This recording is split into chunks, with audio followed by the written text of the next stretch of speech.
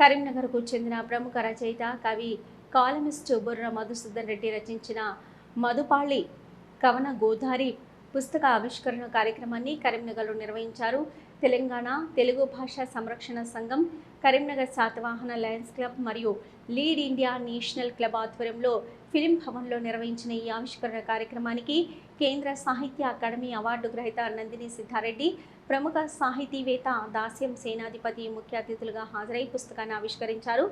భావాన్ని వ్యక్తీకరించి ఉపకరణల కవిత అన్నారు. బుర్ర మధుసూదన్ రెడ్డి చిన్న ఆలోచనను సైతం కవిత్వాత్మకంగా మార్చడం అలవాటుగా మారిందని, ఇది ఇప్పుడు పుస్తకంగా ఆవిష్కరించబడిందని అన్నారు. తన పుస్తకంపై సద్విమర్శలను స్వాగతిస్తున్నామని చెప్పారు.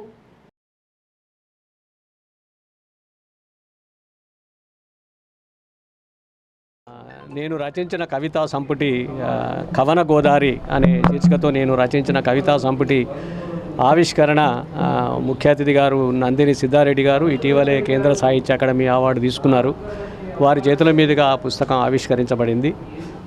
ఈ సందర్భంగా చాలామంది మా మిత్రులు, బంధువులు అందరూ కూడా చాలామంది అధిక సంఖ్యలో దీనికి హాజరైనారు. దానికి బాగా సంతోషంగా ఉంది.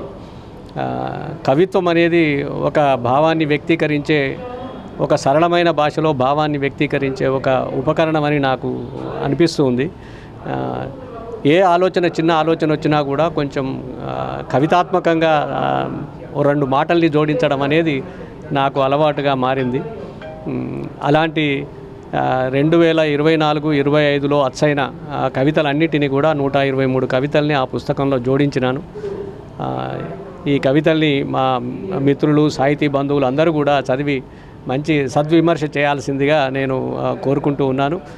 ఈ సందర్భంగా హాజరైన మిత్రులందరికీ కూడా హృదయపూర్వకంగా ధన్యవాదాలు తెలియజేస్తున్నాను.